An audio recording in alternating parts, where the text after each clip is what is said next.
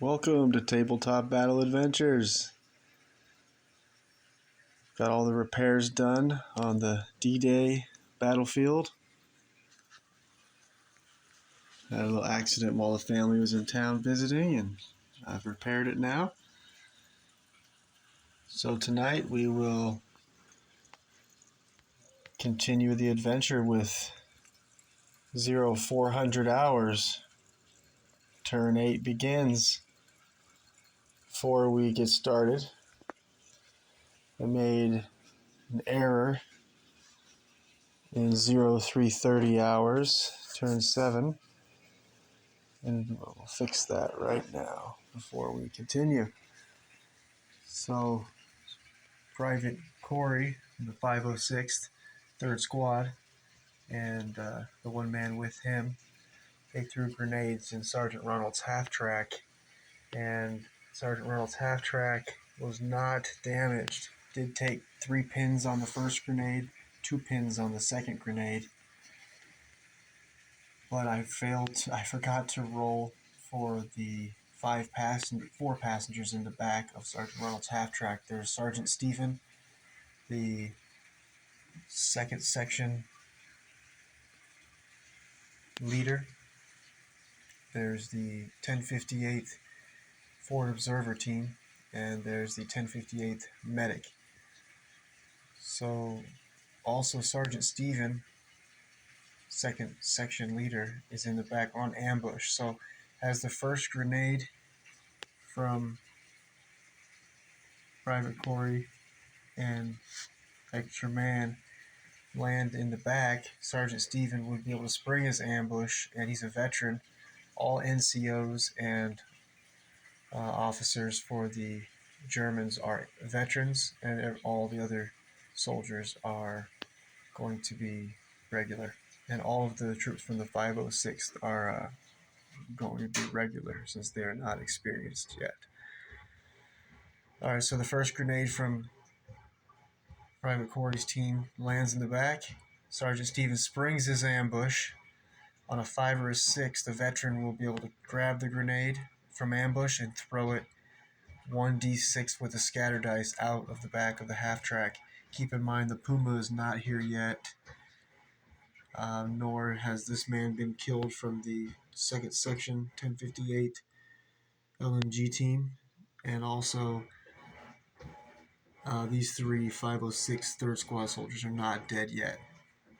We're going to see what happens after we see if Sergeant Stephen from the 1058 can get this grenade out of the half-track. Private Corey's and man throw a grenade in the back of the truck. Half-track. Sergeant Stephen looking for a 5 or a 6, he'll spring his ambush, and he does not get to the grenade. And what that means is if he's the one closest to the grenade now, he will take an odd, no matter what, he will take a hit. I'm going to say that the 3 pins previously rolled for are going to count same here as before. And that Sergeant Ronald's half-track does not take any damage. But now let's roll for the damage. This first grenade's from Private Corey. And let's roll for damage. And then I don't run any weapons with a 1-inch template. 2-inch is the smallest that I run with here at Tabletop Battle Adventures. So we're going to be seeing how many hits the Sergeant Stephen, the 2 forward observers, and the medic are going to take. So they're going to count this as in a building. This grenade's going off, so it's going to be D6 hits, 3 hits, plus 2 for these 3 hits. So the veteran sergeant will be dying on a 4-up, and the medic and the 2 forward observers will be dying on a 3-up.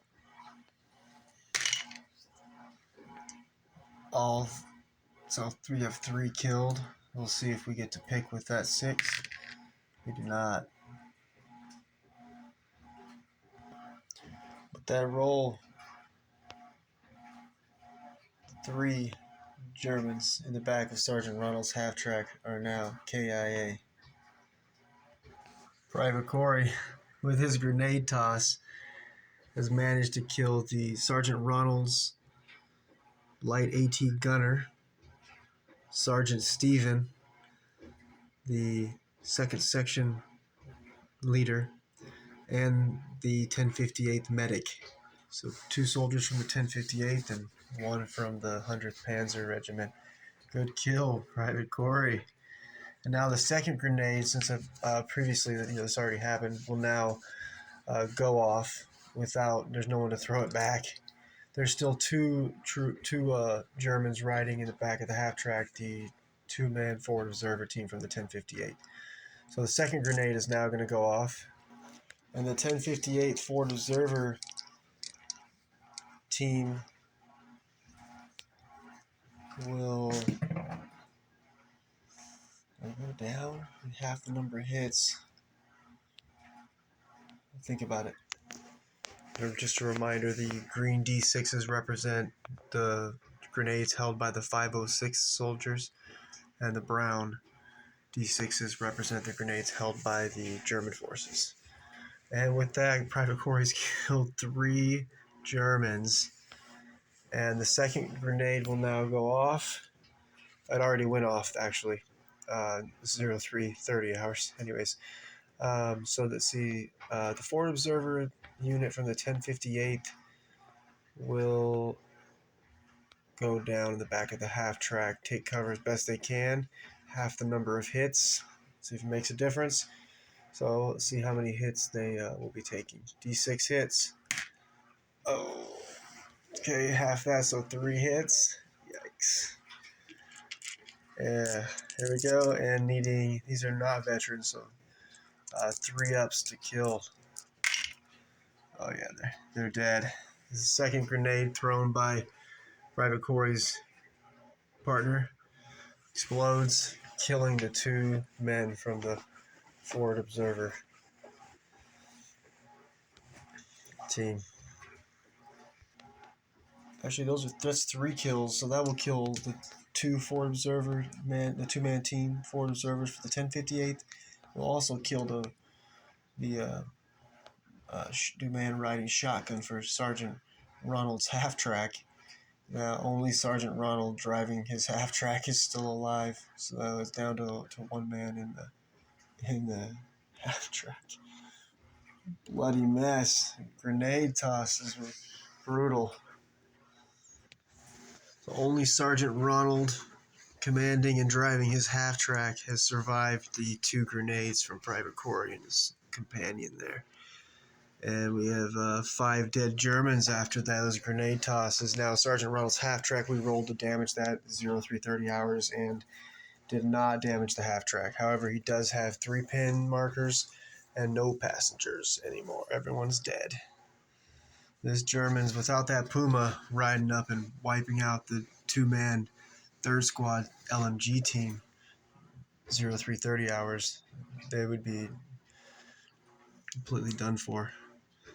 Okay, now I'll get this cleaned up and we'll get started with 0400 hours, turn 8. Ready for 0400 hours, turn 8.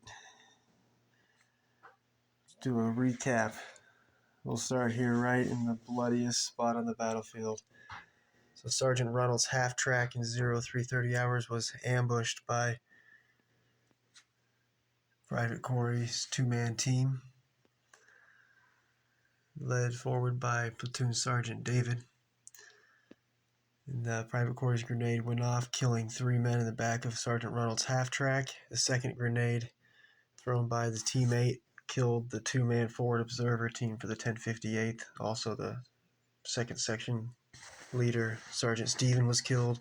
The 1058th medic and the gunner for the light AT gun and the MMG are now dead, and the passenger shotgun rider. So now there's only Sergeant Ronald himself driving his half track. Sergeant Brandon led 3 men from 3rd Squad forward, and The single gunner was gunned down by the 1058 2nd Section LMG team who was on ambush. And then the two-man LMG team advanced forward. Actually, no, then Sergeant Brandon advanced forward, killing the loader for the 2nd Section for the LMG team here. Then the two-man team advanced forward for a 3rd squad and put some more pins on the LMG team, but didn't kill them. Then the Puma advanced forward and was able to kill the two-man team from 3rd squad with the LMG. This two-man team from 2nd section of the 1058th is on ambush, starting out 0400 hours. Also, Sergeant Jake McNeese, 3rd squad leader, is on ambush, and this two-man team from 3rd squad is on ambush. This LMG team from 2nd section of the 1058th is on ambush, and they are just out of range to see each other. It is still night fighting. It's 4 in the morning. Turn 12, the sun will rise. But for the next few turns, it's going to be night fighting, 6-inch visibility. The green fields are all flooded, marshy, and that will remain that way until a U.S. soldier can get over here to the river lock and close it off so that the river will stop flooding the fields. The two brown fields are not flooded. This turn here, the M5 3-inch AT gun will be arriving by glider, and in the field over here, the 57mm AT gun will be arriving by glider. They're both called in this past turn by First Lieutenant Corey, platoon leader, and by platoon commander Captain Carey. We have 1058 soldiers moving, 2 from 3rd squad, and the Sergeant Chris, 2nd section assistant leader, moving this way. Starting on ambush will also be Sergeant Caleb in the hedge there. We have Colonel Sink and Sergeant Matt, heavy weapons squad leader, flamethrower team and bazooka team moving through the marshy fields here, coming to the sound of the big guns support the 3rd squad. We also have a two-man team LMG and a BAR with a man with also SMG from 2nd squad moving forward to support. Over here we have 2nd section assistant, second squad assistant leader, Sergeant Adam, and then another soldier with SMG from 2nd squad coming over to support this flank. We have Sergeant Jory, the sniper, on ambush at the end, the hedgerow center. Over here we have platoon commander Captain Carey, who's been coordinating troops from 2nd squad to build a barricade in the road to slow down the Germans. The only way to the rear and flank of the 506 is across that bridge.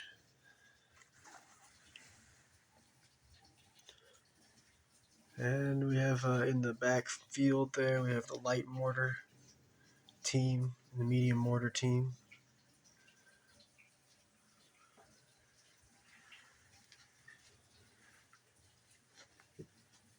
First section, 6th Fallschirmjäger.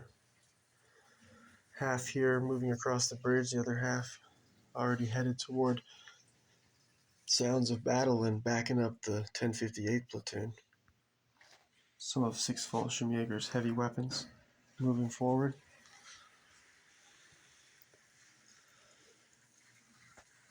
6th Fallschirmjäger mortar and to start on ambush. Commander of the 6th Fallschirmjäger, Major Vonderheit, and radio operator, still in the chapel. 3rd Section, 6th Fallschirmjäger, moving through the ruined city toward sounds of battle. Medic 6th Fallschirmjäger moving forward. Platoon Sergeant Fritz just locking up the gate, heading to go lead his troops. 2nd Section, 6th Fallschirmjäger, half on the bridge, the other half positioned in defensive positions here and on the river lock. Sergeant Logan has turned the spotlight on, and it turned out that 24-inch was right where the large circle is, and that's the area he's staring at with the flashlight, the spotlight on, and then the small circle represents the direction it came from.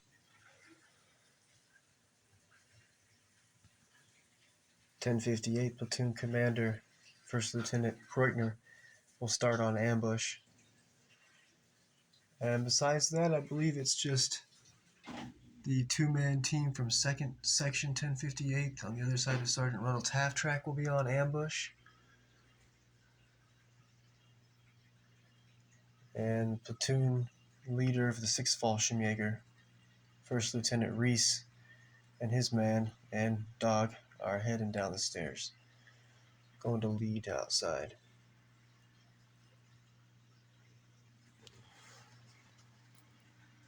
Sergeant Michael and his dog holding the detonator underneath Sergeant Reese's half-track there.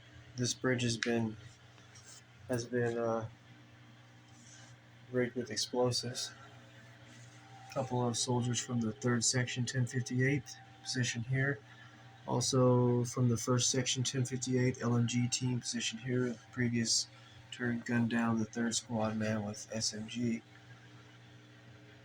Platoon leader, or platoon sergeant of the 1058, Robert, he'll start on ambush. Also the 1058 1st Section assistant leader, Sergeant Nicholas, will also start on ambush, and the flamethrower team will start on ambush. The rest first 2-man assault rifle team for 1st Section there in the middle, and LMG team from 1st Section. Over here we have 1st Squad, who's taken 4 KIA so far. Sergeant Jory still up there in the front. He's hidden. And it's 6-inch visibility again, so some units are aware of each other. This unit's fired. They know he's there. Anybody who's fired is they know where they are. Here, Sergeant Brian, 1st Squad leader, he's on ambush. LMG team from 1st Squad and the MMG team is on ambush. They're building a barricade over here as well. Moving the down Rommel's asparagus forward. Platoon leader Corey, 1st Lieutenant Corey, moving forward, leading the left flank. 1st MMG team moving forward. That's pretty much where we're at. Here at 0400 hours. Turn 8. Get started. Oh, and facing off against Sergeant Gerald's half-track is Sergeant Travis in his M8 Scout Car light AT gun. Outmatches this half-track. One more note, the U.S. force, the 506, have taken 4 KIA from 1st Squad and 4 KIA from 3rd Squad so far. So the 506 has 8 KIA, and the Germans have 3 KIA from Sergeant Ronald's half-track and 4 KIA from the 1058 first squad, or 3 from first section, or 3 from second section, and the 2 foreign observers from the 1058. So 7 for the Germans KIA and 8 for the U.S. forces as of turn 8, 0400 hours. One more thing, so the Germans will have the three units over here on ambush, and they will have the 2 units over here on ambush, and then they have the 1058th platoon commander was the First Lieutenant Kreutner, who's also on ambush in the farm building there. So it'll be a total of 6 on ambush, and the U.S. forces will also have these 3 units here on ambush, starting off Sergeant Jory the sniper, Sergeant Caleb the sniper, and looks like that's it. So, oh, nope. And Sergeant Jake McNeese and the 2-man team from 3rd Squad. So that'd be 7 for U.S. forces on ambush and 6 for German. Besides that, that leaves 32 order dice for the U.S. forces going into the bag, 42 for the German forces going in the bag.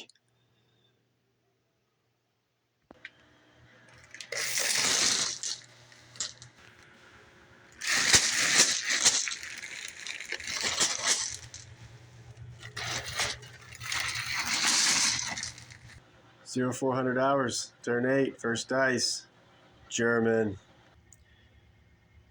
First dice is going to go to First Lieutenant Eulander,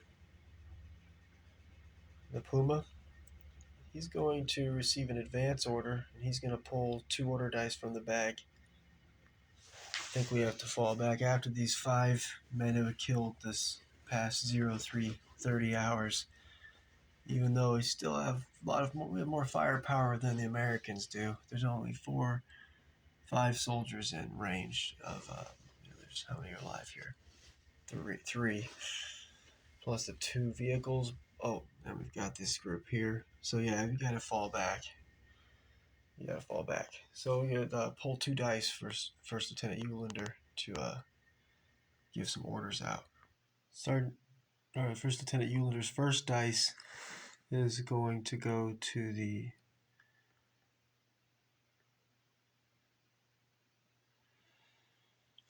Sergeant Ronald's half-track, who has 3 pin markers, and with his own +1 to his morale, and the lieutenant's +2 is still going to be testing at a 10 and under, and he's going to try to advance and reverse out of this ambush. So he's needing a 10 and under. He's going to pass. He's going to get rid of one of those pins, and he's going to back up. Ooh, had to roll over his dead friends. And the only man left alive is Sergeant Ronald himself, driving his half-track backwards. His 3-man crew killed along the journey. 2 here, MMG gunner in the road ahead. I think I said First Lieutenant Eulander was advanced in that. Yeah. Oh, it is correct. Okay.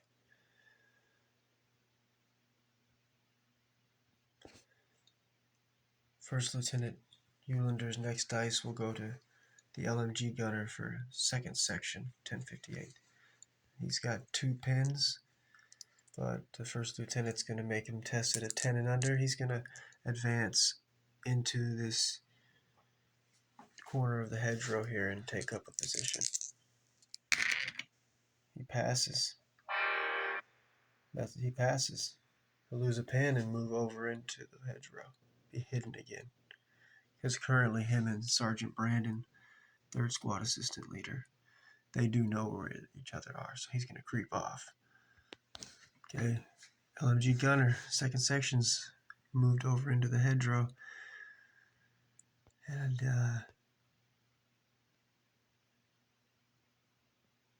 he's going to toss a grenade so he can remain hidden, but he does know where Sergeant Brandon is.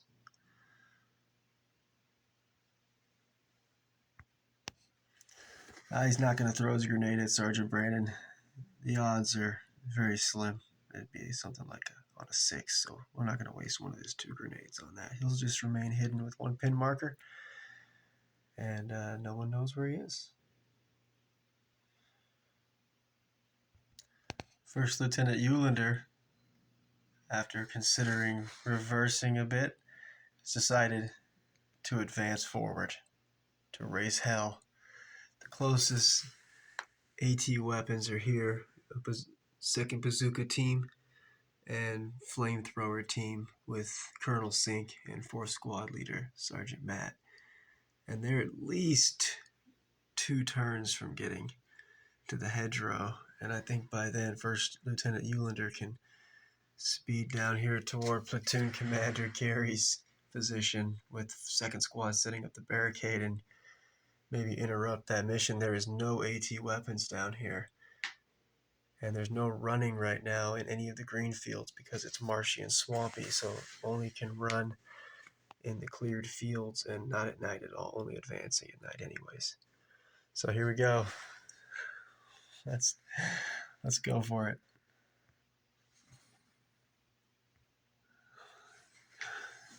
Platoon Sergeant David and the other boys at the 506th hearing the Puma rumbling down the road.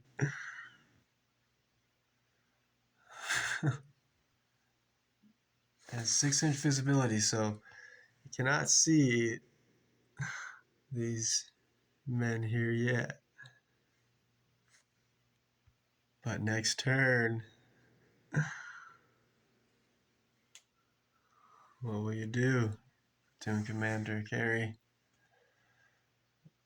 AT weapons still at least 2 turns from being able to help out. Putting the pressure on him.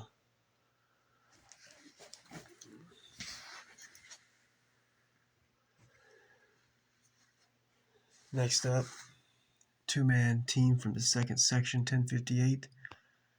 They're going to spring their ambush and they're going to advance backwards slowly and pick up some of these grenades from their fallen comrades. 2-man team now has 4 grenades.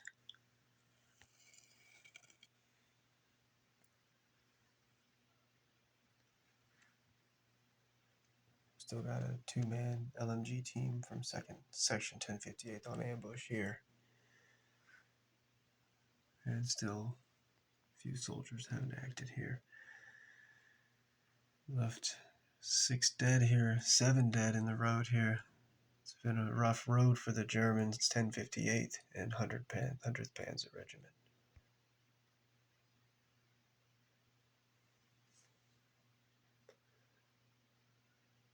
German flank on the left, pretty weak now, except for the counterattack.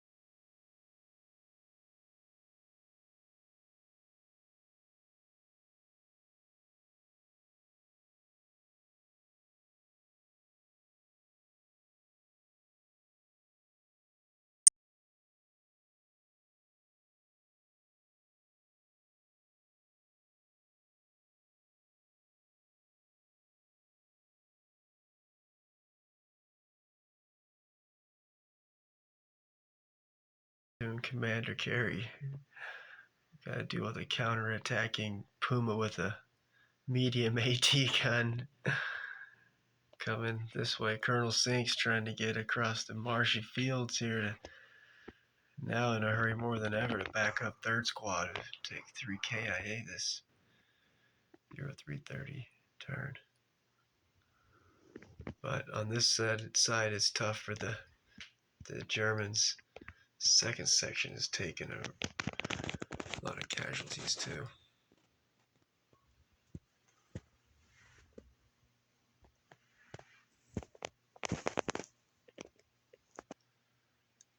.1058, 2nd section, assistant leader, Sergeant Chris receives an advance order. He's going to creep through the hedgerow, 4-inch movement possible, and that's going to put him on inside the hedgerow, still hidden, and he's going to be able to spot 3rd Squad assistant leader, Sergeant Brandon, and he's going to toss a grenade at him so as not to give away his position.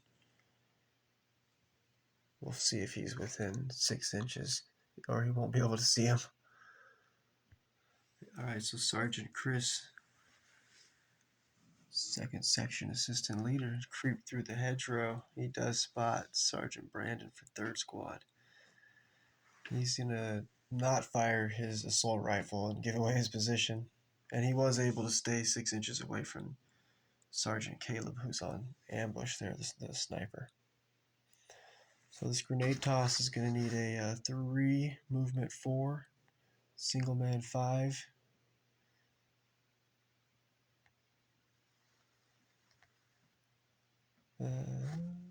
So close range, we'll take it to a 2, movement 3,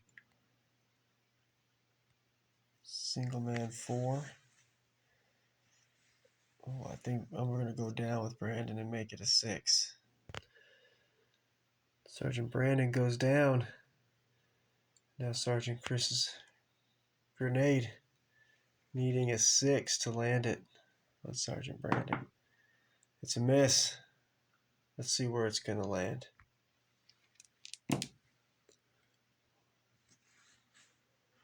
It's going to miss him by an inch. Sergeant Brandon goes down, and the 4 that would have been a hit becomes a miss. Grenade explodes nearby, startling the men. Sergeant Brandon's good to go. And Sergeant Chris of the 1058 2nd section assistant leader, he is still hidden because he doesn't have a grenade. And before he took off, he also ordered this 2-man team from 3rd section 1058 to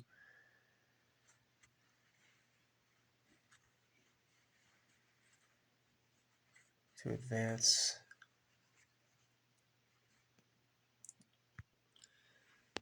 Third section assault rifle team. They're going to receive the advance ordered by Sergeant Chris, and they're going to advance right into this Sergeant Caleb's ambush. He's got a sniper rifle, but he also has a pistol for close range. So they're going to advance up to the hedgerow and see if Sergeant Caleb's going to spring that ambush. Sergeant Caleb and the Germans spot each other. Sergeant Caleb spots him just before. So 1 pistol shot or toss a grenade. Probably go for the grenade. See if we can take them both down. So he'll need 3s, close range 2s, hardcover 4s. So he's looking for a 4 to land this grenade toss. Oh, he lands it. Oh, nice. See how many pins? 2 pins.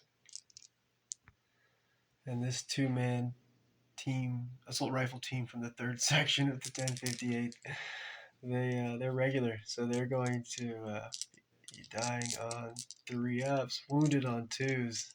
So let's see. They're both going to be in the grenade's kill radius. We got one wounded man and one dead man. See if we get to choose who it is. Don't know what really matters. Nope. Alright, one's wounded. Our first wounded. So here at Tabletop Battle Adventures, the regulars die on a 5-6, veterans on a 6, and the veterans on a 5 are wounded. We roll a 1d6 and see how many turns until they bleed out, and other soldiers can come and stop the bleeding and revive them. So in this case, one will be killed with the 6, and the other will be wounded. And let's see, dying or regulars, they be dying on 3 up, so wounded on 2s. Yep. So we got let's see how many turns till he bleeds out. 5 turns. So he'll bleed out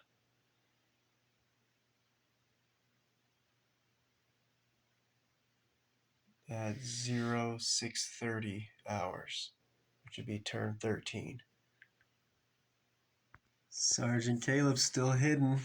Lands the grenade, killing one man from the 1058 3rd Section. Assault rifle with the Panzerschreck too, or Panzerfaust. And then also wounding the other man. It says he'll bleed out on turn 1, but that's actually turn 13. And then on also turn 12 is when the assault begins on Omaha Beach, which is 95% set up now. I'll do an exclusive video on that in a couple days. Well, with that, man bleeding out turn 13. Well done, Sergeant Caleb. 506th, winning the fight here on their right flank. Last 2 turns, 0330, 0400. Now, they've killed 7 Germans from the 1058th and 100th Panzer Regiment, and also wounded 1 man. Good job, Sergeant Caleb. But still on this same flank, we've got First Lieutenant Eulander's Puma rolling forward toward Platoon Commander Captain Carey and 2nd Squad's barricade building efforts. Yikes. Good thing it's 6-inch visibility, or they would have been shot at this turn. Colonel Sink and heavy weapons moving this way. Maybe they can cut off First Lieutenant Eulander on his way back.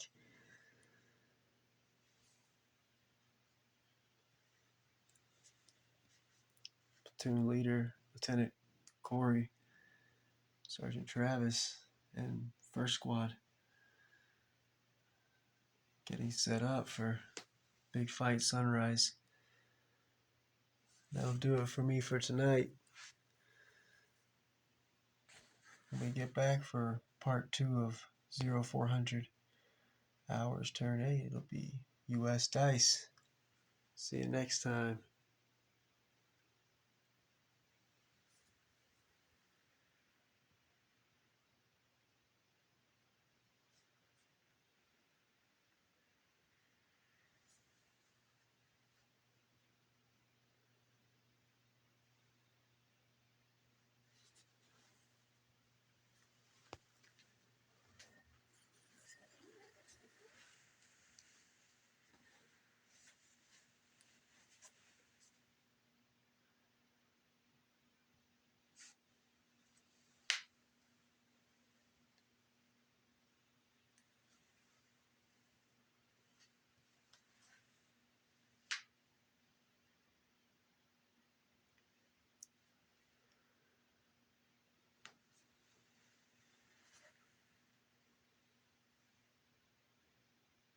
Sixth Fallschirmjäger coming forward to support the 1058, holding the river lock also.